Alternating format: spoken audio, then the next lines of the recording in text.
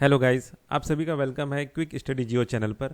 आज की इस वीडियो में जो टॉपिक मैं कवर करने जा रहा हूँ वो है क्लोरपाइरीफोस पेस्टिसाइड्स। ठीक है, तो ये क्या है, ये भी न्यूज़ में क्यों है, ठीक है, तो उसको जानते हैं।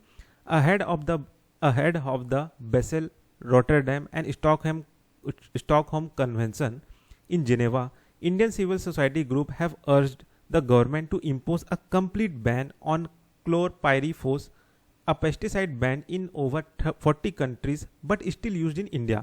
ठीक है, मतलब ये कहा जा रहा है कि ये जो आपका Bessel convention, Rotterdam convention, Stockholm convention, ये सब जो हुआ था ना, ये खासकर ये पेस्टिसाइड्स, केमिकल्स, हजार्डियस वेस्ट, ये सब चीज़ को लेके ये सब कन्वेंशन हुआ था, तो इसके बावजूद भी, है ना, तो ये क्या है, बैन नहीं हुआ है। तो इंडियन सिविल सोसाइटी ग्रुप जो है सरकार को ये कह रही है, उनसे अर्ज कर रही है कि भाई ये जो आपका क्लोरपाइरीफोस पेस्टिसाइड्स है इसको कंप्लीट बैन किया जाए।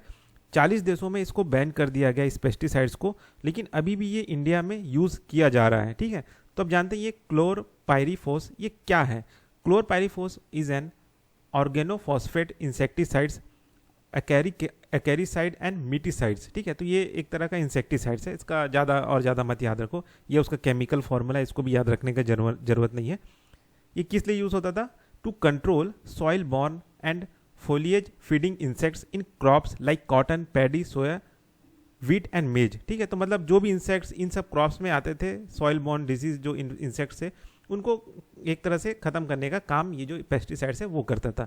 तो ये एक तरह का न्यूरोटॉक्सिक एजेंट है जो कि डिसरप्ट करता है एंजाइम्स के नर्व फंक्शन को। ठीक है, अब इससे क्या होता है ना कि हेल्थ इम्पैक्ट भी आता है ना, दूसरों पे भी, मतलब जो जहाँ पे ये पेस्टिसाइड्स डला है और जो भी खाना वहाँ से निकल रहा है, जो भी फसल वहाँ से निकल रहा है, अगर उसको हम कंज्यूम करेंगे तो इससे हेल्थ इम्पैक्ट इंसानों को भी होता है।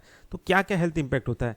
तो इससे आपका जो आईक्यू है वो रिड्यूस हो जाता है, डेवलपमेंटल डिले होता है, मेमोरी लॉस होता है, बर्थ डिफेक्ट होता है, स्पेशली इन अर्बन चिल्ड्रन में।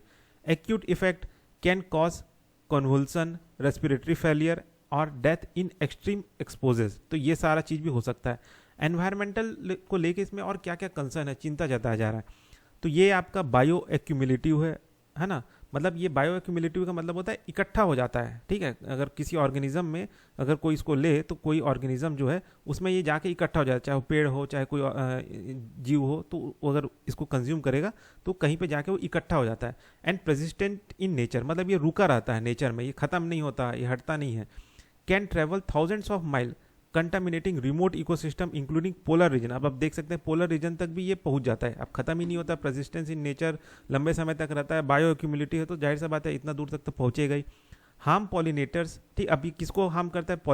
पॉलिनेटर्स जो हैं, जो परागण जो छोड़ते हैं, पॉलिनेशन का काम करते हैं, उसको ये हार्म करता है। एक्वेटिक लाइफ को हार्म करता है, फूड चेन और बायोडाइवर्सिटी को भी ये खतरा पहुंचाता है। Chlorpyrifos is not yet officially listed under either the Stockholm और रोटरडैम कन्वेंशन। ठीक है, मतलब ये जो आपका कन्वेंशन हुआ था ना ये केमिकल हजार्ड को लेके, उसमें ये ऑफिशियली लिस्टेड नहीं है, लेकिन कई सारे देश जो है अपने एफर्ट से इसको कहीं ना कहीं, है ना, क्या बोलते हैं, बंद कर दिए हैं। But global efforts are actively pushing for this inclusion.